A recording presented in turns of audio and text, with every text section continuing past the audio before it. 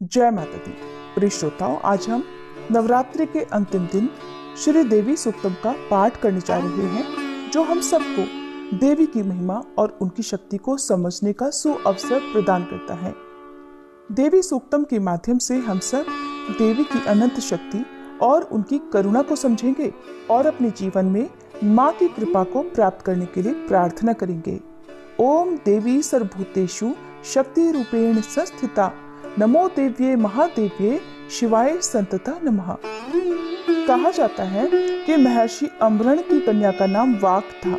वह बड़ी ब्रह्म ज्ञानिनी थी। उन्होंने देवी के साथ अभिन्नता प्राप्त कर ली थी और यह पवित्र देवी सूक्त उसी के उद्गार है। इस सूक्त में ये बताया गया है कि माँ देवी ही इस संपूर्ण जगत की अधीश्वरी और उपासकों को धन देने वाली है। यदि कोई इस तथ्य को असत्य समझता है तो वह दीनहीन जीवन व्यतीत करता है। आइए श्रोताओं, अब हम सब मिलकर देवी सूक्तम का पाठ देवी भगवती को समर्पित करते हैं। देवी और महादेवी को हमारा नमस्कार है, शिवा को सदैव नमस्कार है, प्रकृति और भद्रा देवी को नमस्कार है। नियम पूर्वक हम लोग जगन माता को नमस्कार करते हैं। रौद्रा रुद्र स्वरूपा नित्या गौरी धात्री ज्योत्सना इंद्र रूपिणी और परमानंदमयी देवी को निरंतर नमस्कार है। कल्याण करने वाली, वृद्धि और सिद्धि देने वाली भगवती को नमस्कार है। नैऋति राक्षसों की लक्ष्मी देवी को नमस्कार है। राजाओं के यहाँ राज्य लक्ष्मी के रूप में निवास करने वाली तथा शर्वाणी देवी को बारंबार नमस्कार है। दुर्गा दुर्गपारा संसार सागर से पार करने वाली, सारा सबकी सारभूता, सर्वकारिणी ख्याति विख्यात रूपिणी कृष्णा और धूम्रा देवी को सदा नमस्कार है। जो अति सौम्य तथा रौद्र रूपा है, उस भगवती को नमस्कार है। जगत प्रतिष्ठा और कृति स्वरूपा भगवती को बारंबार नमस्कार है। जो देवी सब प्राणियों में विष्णु माया के नाम से कही जाती है, उसको बारंबार नमस्कार है। जो देवी सब प्राणियों में चेतना कही जाती है, उनको बारंबार नमस्कार है। जो देवी सब प्राणियों में बुद्धि रूप से स्थित है, उनको नमस्कार है, उनको नमस्कार है, बारंबार नमस्कार है। जो देवी सभी प्राणियों में निद्रा रूप से स्थित है, उनको नमस्कार है, उनको नमस्कार, उनको नमस्कार है। जो देवी सभी प्राणियों में क्षुधा रूप से स्थित है, उनको नमस्कार है, उनको नमस्कार, उनको बारंबार नमस्कार है।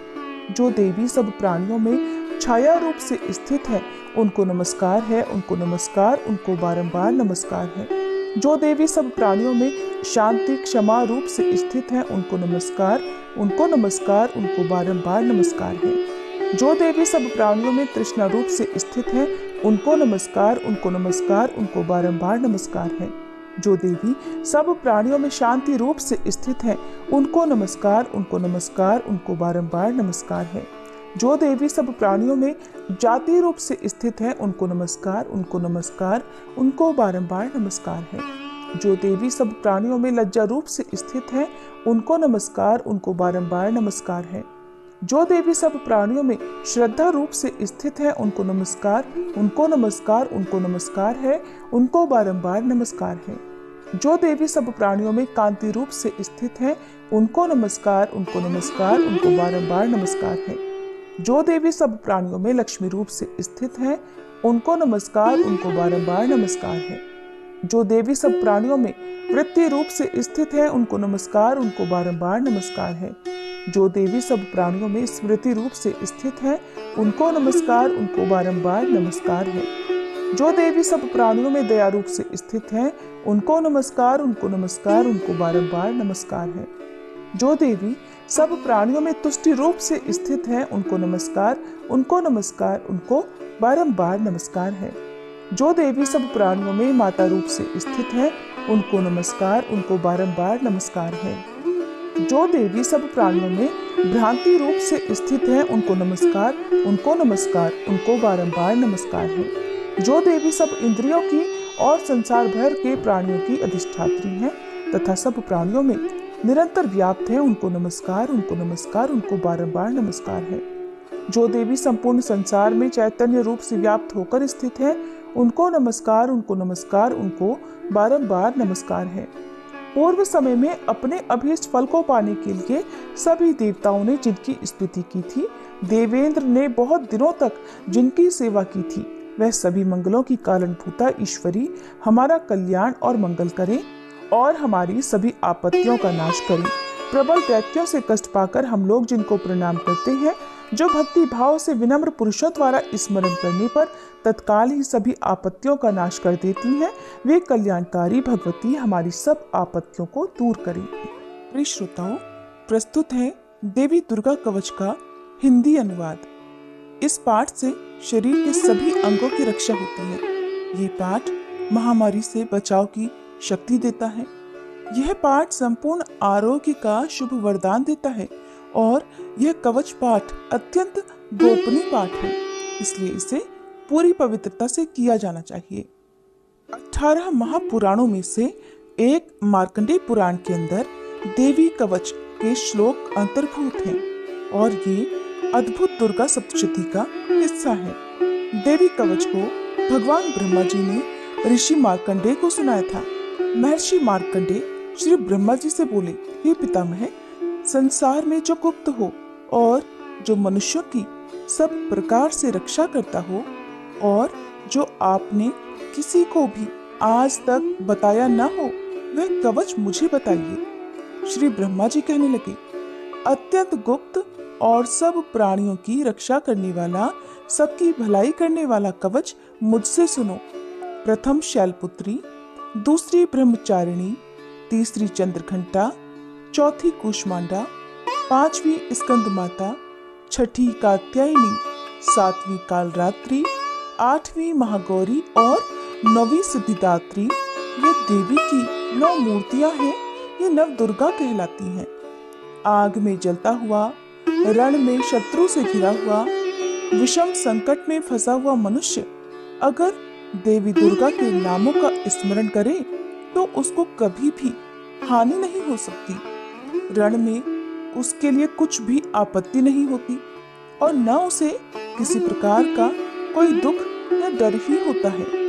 हे देवी, जिसने श्रद्धा पूर्वक तुम्हारा स्मरण किया है उसकी वृद्धि होती है और जो तुम्हारा चिंतन करते हैं उनकी तुम निसंदेह रक्षा करने वाली हो। चामुंडा प्रेत पर, वाराही भैंसे पर, रौद्री हाथी पर, वैष्णवी गरुड़ पर अपना आसन जमाती हैं। माहेश्वरी बैल पर, कौमारी मोर पर और हाथ में कमल लिए हुए विष्णु प्रिया लक्ष्मी जी कमल के आसन पर विराजती हैं। बैल पर बैठी हुई ईश्वरी देवी ने श्वेत रूप धारण कर रखा है और सब प्रकार के आभूषणों से विभूषित ब्राह्मी देवी हंस पर बैठती हैं और इस प्रकार ये सब देवियां सब प्रकार के योगों से युक्त और अनेक प्रकार के रत्न धारण किए हुए हैं। भक्तों की रक्षा के लिए संपूर्ण देवियां रथ में बैठी और क्रोध में भरी हुई दिखाई देती हैं तथा चक्र, गदा, शक्ति, हल, मूसल, खेटक और तोमर, परशु तथा पाश, भाला और त्रिशूल और उत्तम शारंग आदि शस्त्रों को दैत्यों के नाश के लिए और भक्तों की रक्षा करने के लिए, देवताओं के कल्याण के लिए धारण किए हुए हैं। हे महारौद्रे, अत्यंत घोर पराक्रम, महान बल और महान उत्साह वाली देवी, आपको मैं नमस्कार करता हूँ। हे देवी, आपका दर्शन दुर्लभ है और आप शत्रुओं के भय को बढ़ाने वाली हैं। हे जगदम्बिके, मेरी रक्षा करो। पूर्व दिशा में ऐन्द्री शक्ति मेरी रक्षा करे, अग्निकोण में अग्नि शक्ति, दक्षिण दिशा में वाराही देवी और नैऋत्य कोण में खड्गधारिणी देवी मेरी रक्षा करे। पश्चिम दिशा में वारुणी, वायु कोण में मृगवाहिनी, उत्तर दिशा में कौमारी और ईशान कोण में शूलधारिणी देवी मेरी रक्षा करे। ब्रह्माणी ऊपर की ओर से मेरी रक्षा करें और वैष्णवी देवी नीचे की ओर मेरी रक्षा करें और इसी प्रकार शव पर बैठी चामुंडा देवी 10 दिशाओं में मेरी रक्षा करें। जया देवी आगे, विजया पीछे की ओर, अजिता बाईं ओर, अपराजिता दाहिनी ओर मेरी रक्षा करे। उद्योतिनी देवी शिखा की रक्षा करे तथा उमा मेरे मस्तक पर विराजमान होकर मेरी रक्षा करे। इसी प्रकार ललाट की मालाधरी देवी रक्षा करे और यशस्विनी देवी मेरी भौहों की रक्षा करे। भौहों के मध्य भाग में त्रिनेत्रा नथनों की यमघंटा देवी रक्षा करे। नेत्रों के मध्य में शंखिनी देवी और द्वारवासिनी देवी कानों की रक्षा करे। कपोलों की कालिका देवी और कानों के मूल भाग की भगवती शांकरी रक्षा करे। सुगंधा नासिका में और चर्चिका ऊपर के ओंठ में, अमृतकला नीचे के ओंठ की सरस्वती देवी जीभ की रक्षा करे। कुमारी देवी दांतों की और चंडिका कंठ प्रदेश की रक्षा करे। चित्रघंटा गले की घाटी की और महामाया तालु की रक्षा करे। कामाक्षी देवी ठोड़ी की और सर्वमंगला मेरी वाणी की रक्षा करे। भद्रकाली गर्दन की और धनुर्धरी पीठ के मेरुदंड की रक्षा करे। कंठ के बाहरी भाग की नीलग्रीवा और कंठ की नली की नलकूबरी रक्षा करे। दोनों कंधों की खड्गनी और वज्रधारिणी मेरी दोनों बाहों की रक्षा करे।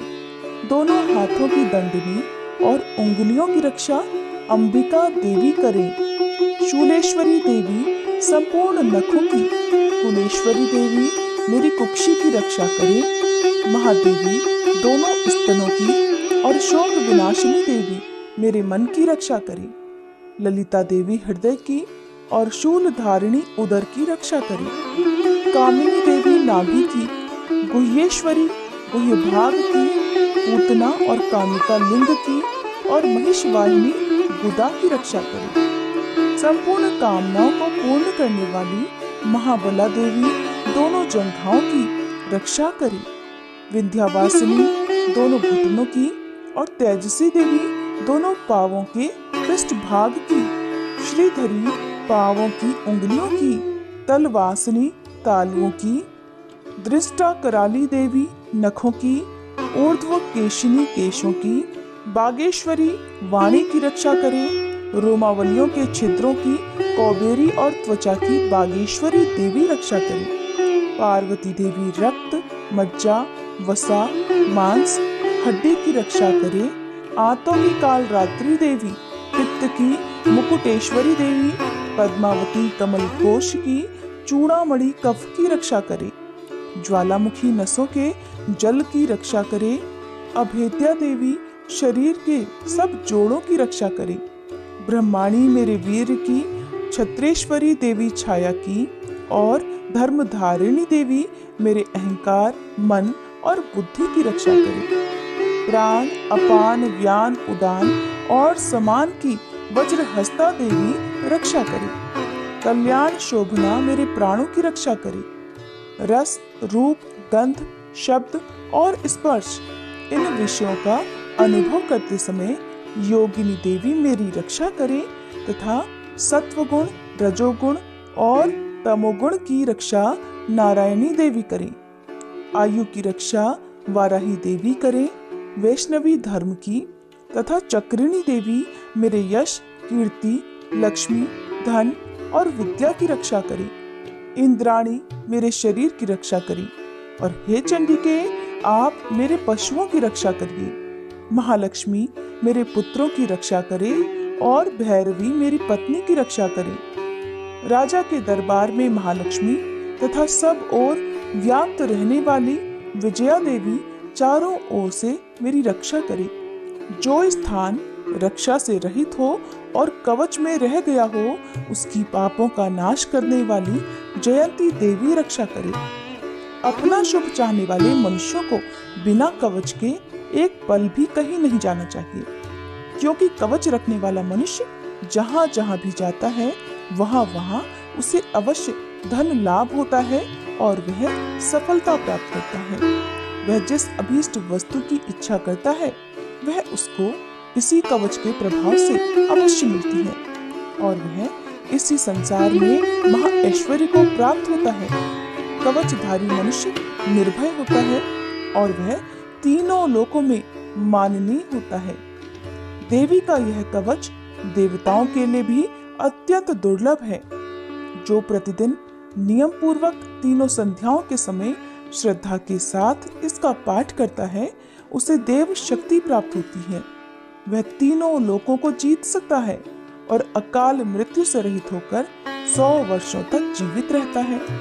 उसकी लूता, चर्म रोग, विस्फोटक आदि समस्त व्याधियां समूल नष्ट हो जाती हैं और स्थावर, जंगम तथा कृत्रिम विष दूर होकर उनका कोई असर नहीं होता और समस्त अभिचारक प्रयोग और इस तरह के जितने यंत्र मंत्र इत्यादि होते हैं इस कवच के हृदय में धारण करने पर नष्ट हो जाते हैं।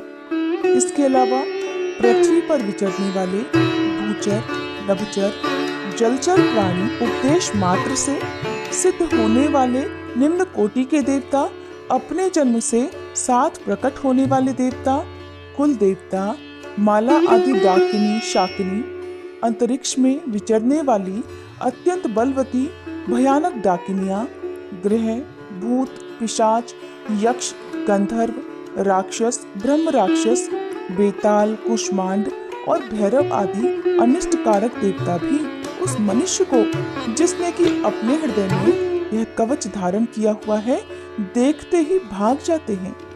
इस कवच के धारण करने से मन और तेज बढ़ता है। जो मनुष्य इस कवच का पाठ करके सप्तशती चंडी का पाठ करता है उसका यश जगत में विख्यात होता है और जब तक वन, पर्वत और कानन आदि इस भूमंडल पर हैं, तब तक यहाँ पुत्र पौत्र आदि संतान परंपरा बनी रहती है। फिर देहांत होने पर ऐसा मनुष्य परम पद को प्राप्त होता है जो देवताओं के लिए भी दुर्लभ है और अंत में सुंदर रूप को धारण करके भगवान शंकर के साथ आनंद करता हुआ परम मोक्ष को प्राप्त होता है। श्री दुर्गा कवच पाठ समाप्त। प्रेम से बोलिए दुर्गे मात की जय, नव दुर्गाओं की जय।